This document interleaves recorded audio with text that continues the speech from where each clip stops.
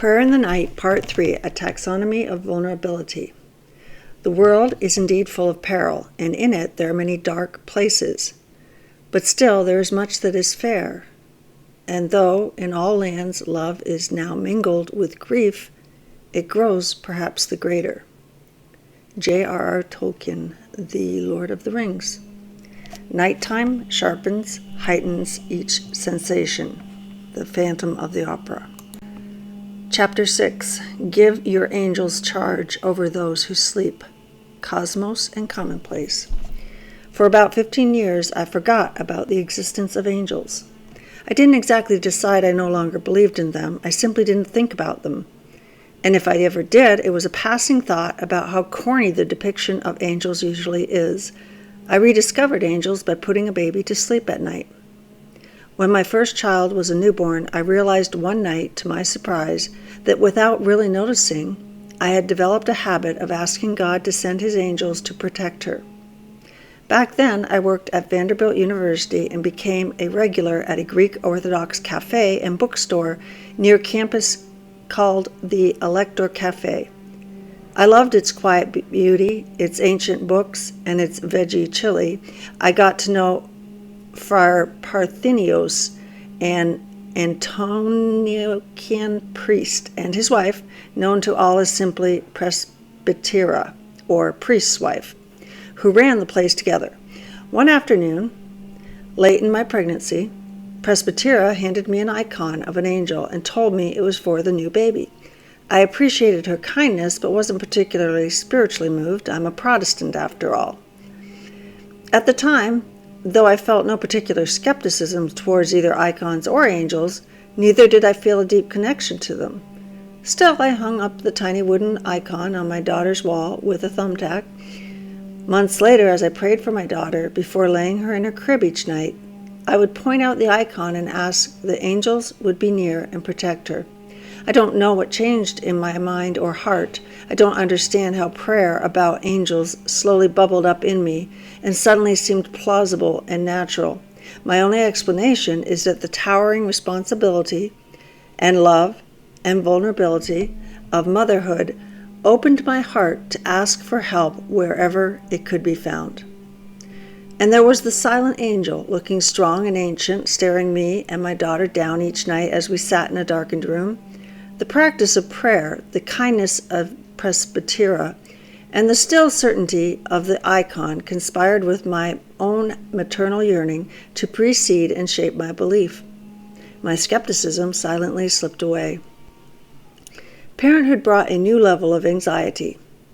I keenly sensed my daughter's smallness and fragility in this giant cosmos, and knew that all the passion of my maternal love wasn't enough to keep her safe. I was small and fragile too. And yet, in our ordinary house, in the vast darkness of night, I believed I wasn't alone. This Commonplace prayer dares us to believe in a crowded cosmos. None of us comes to what we believe by ourselves. The world has no free thinkers. Our imagination about who we are and what the universe is like is profoundly shaped by those around us and by the culture in which we live. After the Enlightenment in the West, our collective imagination emptied the cosmos of supernatural life as sure as industry emptied Cape Cod of cod. Our default now, however subconsciously, is to imagine the cosmos as an empty sea on which we find ourselves drifting alone. Most of us who are educated into even mild sophistication, including Christians, proceed as if God is distant, as if the world is ours to control. It's not full of enchantment, not teeming with mysteries, and certainly not crawling with angels. But this was not always the case. The historic church imagined a universe jam-packed with angels, and ancient Christian leaders talk about angels a lot, more, frankly, than I am comfortable with. Aquinas called them intellectual creatures or incorporeal creatures. In the 5th century, Dionysius the Areopagite wrote, "Angels number 1,000 times 1,000, 10,000 times 10,000. So numerous indeed are the blessed armies of transcendent intelligent beings that they surpass the fragile and limited realm of our physical numbers." Hilary of Poitiers wrote that everything that seems empty is filled with the angels of God, and there is no place that is not inhabited by them as they go about their ministry. I cannot even imagine living with this view of the universe, where you can spin around on an average day and bump into 1,000 angels. What was assumed for centuries, that the universe is buzzing with divine life, is something I have to stretch to believe. Yet my ambivalence about angels is not due to reason. It stems from a failure of my imagination, an imagination formed by a disenchanted view of the world, the empty ocean of the cosmos. Even though I confess otherwise, I am often not particularly captured by any world beyond what I can see, hear, smell, taste, and touch. With this comes the loss of wonder. I rarely stop to consider that the universe, and even my small home, is drenched with the presence of God and full to the brim with spiritual mysteries. In his book, Recapturing the Wonder, Mike Cosper writes, Christians and non-Christians alike are disenchanted because we're all immersed in a world that presents a material understanding of reality as the plausible and grown-up way of thinking. Believing in the supernatural can frankly be a little embarrassing in my urban circles, especially the undignified supernatural. Not some vaguely exotic hip New Age trend, but angels. Really? This is the stuff of cheesy figurines that line up Batty Ant's bookshelves. In his introduction to the Screwtape Letters, C.S. Lewis wrote, "In the plastic arts, these symbols have steadily degenerated. Frau Angelico's angels carry in their face and gesture the peace and authority of heaven. Later come the chubby infantile nudes of Raphael. Finally, the soft, slim, girlish, and consolatory angels of 19th century art, shaped so feminine that they avoid becoming voluptuous only by their total insipidity." Insipidity means lacking flavor, lacking vigor or interest. Between Sweet Little Cherubs and Precious Moments and John Travolta dancing to Aretha Franklin and Michael, it wasn't that I rejected a belief in angels so much as that they were drained of reality. They had become silly, sentimentalized into parody. We Christians can be tempted to make our faith less enchanted. We try to prop it up with respectability, but the fact is, we still believe in a lot of weird stuff. A few years ago, I heard an interview with the British theologian John Milbank in which he said, "I believe in all this fantastic stuff. I'm really bitterly opposed to disenchantment in the modern churches, including, I think, among most modern evangelicals." He told a story about the Nottingham diocese in England, which he described as a very evangelical diocese. They had received a request to participate in a radio show about angels. They surveyed their clergy, asking, "Is there anyone around who still believes in angels enough to talk about this?" Milbank chastised the diocese, saying, "In my view, this is scandalous. They shouldn't even be ordained if they can't give a cogent account of the angelic and its place in the divine economy." Milbank called for a reenchantment of the church, that we should believe, confess, embrace, and admit all of Scripture and much of church tradition, even the weird stuff.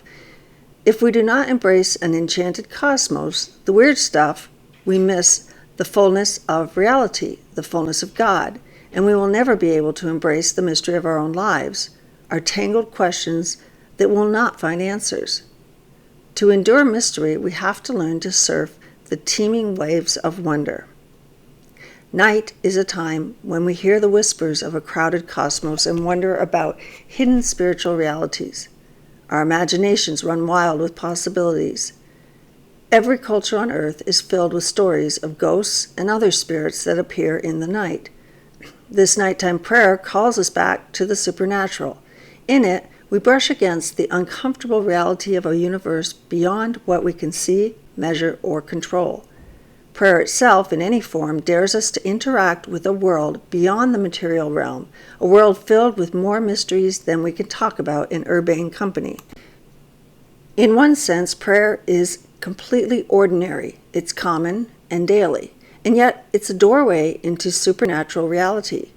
Gussy prayer up as a moment of silence or wrap it around with scripted and beautiful words, but still, in a culture that imagines the world in only 3 dimensions, prayer is inevitably and blessedly undignified. When I became a priest at a local church, supernatural phenomena became unavoidable. It's common for parishioners to approach a pastor on our staff asking for help with an unexplainable spiritual encounter. And this isn't just batty ants. Physicians, professors, business people, who are apparently intelligent, well-adjusted, sane people, ask if we could maybe come pray at their home because they think they saw a demon or had some other unexplainable experience. Eventually, priests learn to respond to the supernatural like plumbers respond to a call about a clogged drain. It's part of the job. Every old priest I know has stories. But it wasn't ultimately being a pastor or any odd experiences that led me to a deeper belief in the supernatural. It was prayer. Prayer expands our imagination about the nature of reality. Cosper writes, to come to live in the kingdom of God or to seek to live in a world other than our disenchanted milieu requires a wholesale reordering of our habits and commitments. We are discipled by nearly every impulse of our culture to believe that the here and now is all there is, that the only hope offered for us is found in what we can taste, smell, feel, and see.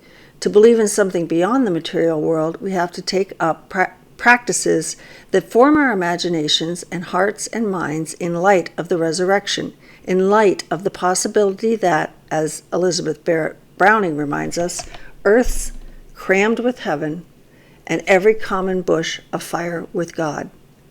Prayer often precedes belief. Most popular understandings of prayer get this backward. We think of prayer as mostly self-expressive. In this way of thinking, we begin with beliefs and feelings about God and the world, and because of these, we learn to pray. Our prayers put words to our inner life. But prayer actually shapes our inner life. And if we pray the prayers we've been given, regardless of how we feel about them or God at the time, we sometimes find, to our surprise, that they teach us how to believe. This is especially the case in times of suffering and sorrow. When loss is acute, we often struggle to believe. Trusting God feels like a steep climb. We are weary and our legs are shaky. In times of deep pain in my own life, the belief of the church has carried me. When we confess the creeds in worship, we don't say, I believe in God the Father, because some weeks I do, and some weeks I can't climb that high. Instead, we confess we believe. Belief isn't a feeling inside of us, but a reality outside of us into which we enter. And when we find our faith faltering, sometimes all we can do is fall on the faith of the saints. We believe together. Thank God belief isn't left to me and my ever-fluctuating faithfulness. In the midst of pain and doubt, we need the guardrails of showing up for prayer and worship, explains philosopher James K. Smith. There's going to be seasons in every Christian pilgrimage where you shouldn't be surprised to walk in that space. Some days I show up at church with my doubts, and I'm kind of counting on you to sing for me. The scriptures, the songs, the sacraments, and the prayers of the church give us a lifeline in pain. When we want to know God but are too weak to walk, these practices carry us. The universe has never been anything less than enchanted. We may cease to wonder at mysteries beyond our reach, but that doesn't diminish them one whit. The cosmos doesn't need our validation. It is we who have been impoverished. And yet, we can never quite shake the sense that maybe, just maybe, there is more. We wonder if our ordinary lives are part of a something unseen and holy, a grander story in which we might take our place. The unseen is part of our experience of human vulnerability.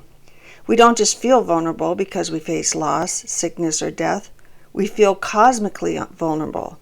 We feel our smallness in a vast universe. We sense that maybe there are forces of evil and good in the world that can't ever be proven or disproven under a microscope. We suspect on some deep down level that there is more teeming in this vast ocean of reality than any of us imagine. And we wonder, if there is a supernatural reality, is it one of order or chaos, of beauty or horror? To know that you are not alone can be comforting or terrifying. On a dark night when thunder roars and branches sway maniacally against our windows, my children are comforted when I tell them, I'm here, you're not alone, because they trust me and love me. But the same idea can be the nightmarish twist of a horror film. The call is coming from inside the house. Sensing that the world is crowded with mystery is a gift or a terror, depending on whether unseen things can be trusted or not. Does God come to us as a loving mother or as a stranger out to get us? Prayer calls us into supernatural reality, and it also teaches us the nature of the God who governs both what is seen and unseen, the maker of aardvarks, angels, and who knows what else. What I love about this line, and give your angels charge over those who sleep, is that it pulls together supernatural cosmic strangeness and the most quotidian of human activities, sleeping. Quotidian means of or occurring every day, daily. We go to sleep each night in our ordinary beds, in our ordinary homes, in our ordinary lives. And we go to sleep in a universe filled to the brim with mystery and wonder. We always sleep in a crowded room in our crowded cosmos, so we ask for crazy things, that God send unimaginable supernatural beings to watch over us as we drool on our pillows. We are all helpless when we sleep. No matter how important our job is, no matter how impressive we may be, in order to live, we all have to turn off and be unconscious for about a third of our lives. Every day, whether we like it or not, we must enter into vulnerability in order to sleep. We can be harmed. We can be robbed. We can wake up in a new world of loss that we could not have imagined the night before. We only want to sleep around those we trust because we know that in sleep we can be taken advantage of. We are at the mercy of those around us and at the mercy of the night. We cannot protect ourselves from the towering terrors of violence or death, or the more mundane troubles of bad dreams and mosquitoes. Sleep reminds us of our helplessness. Asleep, we have nothing to commend us. We accomplish nothing to put on our resume. Because of this, sleep is a counter-formative practice that reminds us that our assurance is not the sum of our productivity, prowess, or power, or even in our ability to stay alive. In the Christian tradition, sleep has always been seen as a way we practice death. Both Jesus and Paul talk about death as a kind of sleep. Our nightly descent into unconsciousness is a daily memento mori, a reminder of our creatureliness, our limitations, and our weakness. When we go to sleep, we get as close as we, who are alive and healthy, come to the helplessness of death. And we do it every night. Because sleep is so vulnerable, we sometimes have a hard time embracing it. We stay up late, staring at screens, working or vegging out, light bulbs buzzing softly into the night. We resist our bodily limits in every way we can. But of course, our bodies and brains are not inactive in sleep. There's a whole world of activity happening inside our heads. We dream. We fight illness. We form, sort, and strengthen memories from our days. Scientists tell us that learning actually happens in our sleep and is even dependent on our sleep. Information that we take in during the day is subconsciously repeated again and again in our brains as we sleep so that we can absorb, remember, and integrate it into our lives. But the crucial part of all of this is that it happens completely without our knowledge, consent, or control. Our bodies are set up so that we have to loosen our grip on self-sufficiency and power if we are to thrive. Both physically and spiritually, then, we must be willing to embrace vulnerability if we are to learn or grow at all. God designed the universe and our bodies themselves so that each day we must face the fact that we are not the stars on center stage. We are not the primary protagonists of the earth or even of our own lives. Each night, the revolution of planets, the activity of angels, and the work of God in the world goes on just fine without us. For the Christian, sleep is an embodied way to confess our trust that the work of God does not depend on us. Sleep is a perfect example of the combination of discipline and grace, writes James Bryan Smith. You cannot make yourself sleep. You cannot force yourself to sleep. Sleep is an act of surrender. It is a declaration of trust, admitting that we are not God, who never sleeps, and that is good news. We cannot make ourselves sleep, but we can create the conditions necessary for sleep. To learn and to grow, quite literally, requires a posture of surrender. There are times when we cannot sleep because we feel so small. We are afraid of death, of failure, of being alone. We worry. These are the tender moments when our vast illusion that we're in control goes up in smoke. Several years ago, my father had a massive heart attack on a cruise ship in the middle of the ocean. My brother, sister, and I got a message from our mom letting us know, but for a day or so, we couldn't get any more information. Finally, we got through to the ship's doctor and found out that Dad was going to be medically disembarked and transferred to a hospital in South America, but that the ship first had to sail all night to make it to shore. I remember lying in bed that night thinking of my dad and mom rocking back and forth on a ship in the middle of the ocean. I could not save them, visit them, or even call them. I could not make the ship move any faster. I could not predict whether Dad would be alive in the morning. And with such a keen sense of my own powerlessness, I fell asleep quickly, something I rarely do. Like a child who knows it's not her job to run the New York Stock Exchange, since she can barely manage her times tables, the sense of how little I could control left me simply to relax into the care of God. This is not like me. Only when things got so far beyond what I could even pretend to manage did I remember I was not in charge of my life or the lives of others. Sleep is a daily and fleshed reminder that it's God, not us, who is the maker and mover of all our lives. Practices of prayer, like the practice of sleep, are a way to enter a posture of resting in God in the face of our utter frailty, with no promise of how or when morning will come. This is the ergonomics of salvation, the way we learn to walk in a world of darkness. And this posture of rest reshapes my continuing questions about how to trust a God who lets bad things happen. Cosper concludes, our clawing, grasping attempts at answering every question and making sense of every mystery in life will end up in failure. Instead, God invites us to take a tour of the mad, mad world around us, to see ourselves as one mystery amongst the many, and to trust Him that it all makes sense in some strange cosmic way. In doing so, we discover that the presence of mystery in the world is an invitation to wonder, and a world without mystery is a world of despair. There is more in heaven and earth than are dreamt of in our philosophy. There's a mad, mad world to tour, and we don't bear its weight on our shoulders. We are limited people, and there is more mystery in our own brains and bedrooms than we could ever pin down. And so we lay down and sleep each night knowing we aren't left alone.